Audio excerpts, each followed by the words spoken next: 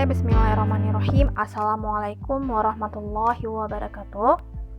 Oke, teman-teman semua, salam dahsyat. Perkenalkan, kami dari kelompok 1 yang beranggotakan Melati Sukma Ayu, Gusranti Yufitasari, Dila Putri Cahyani, Gustia Mauri, Afifa Alia, dan Hana Dwi Hariska.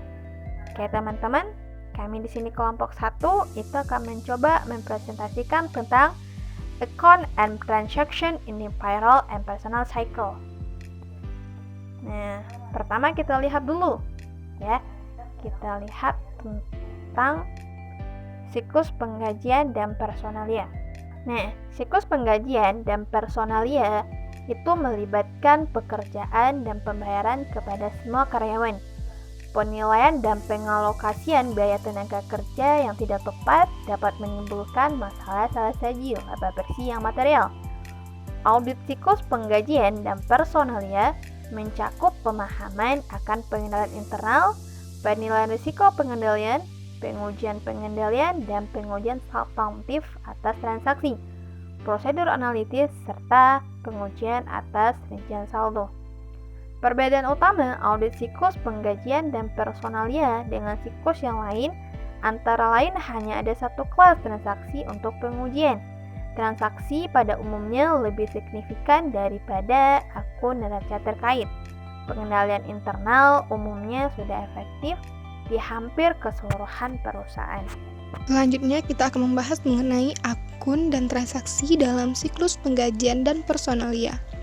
Akun terkait siklus penggajian dan personalia antara lain akun kas penggajian, semua akun beban gaji, semua akun pemotongan pajak gaji, dan semua akun gaji akrual. Untuk akun gaji dan upah akrual hanya akan digunakan pada akhir periode akuntansi. Audit siklus penggajian dan personalia atau payroll and personal cycle melibatkan pekerjaan dan pembayaran kepada semua karyawan. Tenaga kerja adalah pertimbangan yang sangat penting dalam penilaian persediaan perusahaan, baik itu perusahaan manufaktur, perusahaan konstruksi, dan industri lainnya. Dan akun-akun yang terkait dengan siklus ini adalah kas di bank, gaji, upah, bonus, dan komisi yang masih harus dibayar, pemotongan pajak penghasilan dan potongan lainnya, beban gaji yang masih harus dibayar, biaya tenaga kerja langsung, dan biaya pajak daftar gaji. Metodologi untuk merancang pengujian pengendalian dan pengujian substantif atas transaksi. 3 alasan kenapa salah saji pada penggajian jarang terjadi, yaitu yang pertama, karyawan kemungkinan besar akan mengajukan keluhan kepada manajemen jika mereka dibayar terlalu rendah. Yang kedua, semua transaksi penggajian tipikalnya seragam dan tidak rumit. Yang ketiga, transaksi penggajian merupakan subjek audit pemerintah menyangkut pemotongan pajak penghasilan, jaminan sosial, dan lainnya. Hal-hal yang dilakukan auditor dalam pengujian pengendalian internal dan substantif terkait transaksi.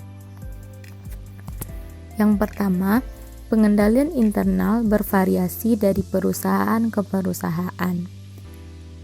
Auditor harus mengidentifikasi pengendalian, defisiensi yang signifikan, dan kelemahan yang material untuk setiap organisasi. Yang kedua, pemahaman terhadap pengendalian yang luas. Pengujian pengendalian harus mencukupi untuk menerbitkan opini tentang keefektifan pengendalian internal terhadap laporan keuangan. Yang ketiga, pengujian substantif atas transaksi bervariasi, tergantung pada risiko pengendalian yang dinilai dan pertimbangkan audit lainnya. Yang keempat, menggunakan program audit format kinerja. Pengujian pengendalian dan pengujian substantif atas transaksi akan digabungkan dengan dilakukan senyaman mungkin dengan menggunakan program audit format kinerja. Pengendalian internal terkait transaksi. Pertama, pemisahan tugas yang memadai, di mana Fungsi penggajian harus tetap independen dan terpisah dari penyimpanan cek gaji yang sudah ditandatangani. Kedua, otorisasi yang tepat, di mana otorisasi terkait dokumen penggajian diotorisasi oleh pihak yang berwenang.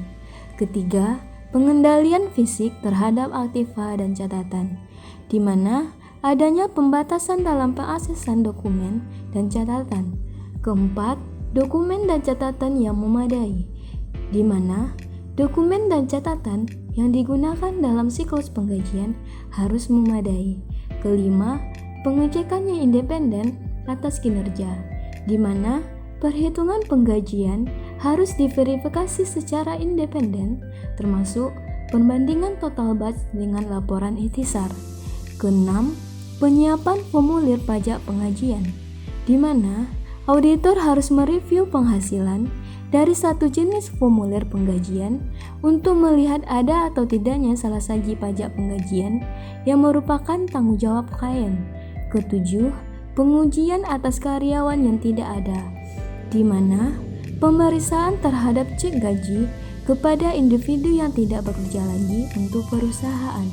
Kedelapan, pembayaran potongan pajak penggajian dan pemotongan lainnya secara tepat waktu, di mana auditor harus menguji apakah klien telah memenuhi kewajiban hukumnya untuk menyerahkan pembayaran semua pemotongan pajak penggajian. Kesembilan, pengujian atas kecurangan waktu, di mana merekonsiliasi total jam yang dibayar menurut catatan penggajian dengan catatan jam kerja yang independen, seperti yang seringkali diselenggarakan oleh pengendalian produksi. Ke-10, hubungan antara penggajian dan penilaian persediaan, di mana hal yang umum bagi perusahaan, manufaktur dan konstruksi, klasifikasi akun penggajian yang tidak tepat dapat mempengaruhi penilaian aktiva material untuk akun-akun seperti barang dalam proses, barang jadi, atau konstruksi dalam proses. Metodologi untuk merancang pengujian atas rincian saldo. Ada 3 tahap untuk merancang pengujian atas rincian saldo. Tahap pertama ialah mengidentifikasi risiko bisnis klien yang mempengaruhi penggajian. Risiko bisnis klien mungkin terjadi pada kesepakatan kompensasi yang kompleks mencakup bonus, rencana opsi saham, serta kesepakatan kompensasi yang ditangguhkan lainnya. Auditor harus memahami kemungkinan terjadinya peristiwa tersebut dan menentukan pengaruh potensialnya terhadap laporan keuangan, termasuk pengungkapan catatan kaki. Tahap yang kedua ialah menetapkan salah saji yang dapat ditoleransi dan risiko inheren. Auditor dapat mengidentifikasi masalah yang berhubungan dengan penggajian yang kompleks, seperti rencana kompensasi berdasarkan saham, yang dapat meningkatkan risiko inheren yang berhubungan dengan akuntansi dan pengungkapan kesepakatan tersebut. Tahap yang ketiga ialah merancang dan melaksanakan prosedur analitis untuk siklus penggajian dan personalia. Membandingkan saldo akun beban, tenaga kerja langsung sebagai persentase penjualan, beban pajak penggajian, akun pajak penggajian akrual dari tahun berjalan dengan tahun-tahun sebelumnya, untuk menentukan kemungkinan salah saji, serta mengidentifikasi bidang-bidang yang memerlukan investigasi tambahan. 2 tujuan audit terkait saldo utama yaitu: yang pertama, akrual dalam neraca telah disajikan dalam jumlah yang benar atau keakuratan, transaksi dicatat pada periode yang tepat atau pisah batas. Yang kedua, untuk memastikan tidak terdapat kurang saji atau akrual yang dihilangkan. Selanjutnya, pengujian atas rincian saldo akun kewajiban yang utama dalam siklus penggajian dan personalia.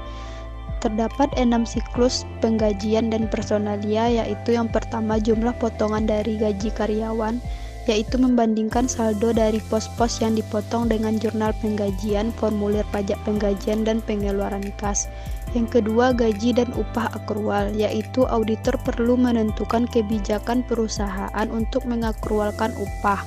Selanjutnya, komisi akrual, yaitu dalam verifikasi komisi akrual auditor perlu menentukan sifat perjanjian komisi dan kemudian menguji perhitungannya. Selanjutnya bonus akrual, yaitu total bonus akhir tahun biasanya memiliki jumlah yang besar. Kelalaian pencatatan dapat membuat salah saji yang material. Selanjutnya pembayaran cuti liburan, sakit atau tunjangan akrual lainnya, yaitu kebijakan perusahaan harus sesuai dengan peraturan yang ada. Selanjutnya pajak penggajian akrual, yaitu auditor dapat memeriksa formulir pajak untuk menentukan jumlah yang harus dicatat sebagai kewajiban pada tanggal neraca. Selanjutnya pengujian atas rincian saldo untuk akun beban. Terdapat kelemahan pengendalian internal, salah saji signifikan atau varians utama yang belum ada pada prosedur analitis. Hal tersebut antara lain yang pertama kompensasi pejabat, yaitu pengujian audit yang biasa adalah untuk memperoleh gaji setiap pejabat yang diotorisasi. Yang kedua komisi, yaitu beban komisi dapat diverifikasi dengan mengalihkan tingkat komisi untuk setiap jenis penjualan. Selanjutnya beban pajak penghasilan, yaitu auditor dapat melakukan pengujian mula-mula dengan merekonsiliasi total penggajian di setiap formulir pajak penggajian. Selanjutnya total penggajian, yaitu auditor dapat melakukan pengujian dengan merekonsiliasi total beban penggajian dalam buku besar umum. Selanjutnya tenaga kerja kontrak, yaitu auditor dapat menguji biaya yang dibayarkan ke organisasi luar dengan membandingkan jumlah dengan kesepakatan kontrak yang ditandatangani antara perusahaan dan perusahaan jasa luar.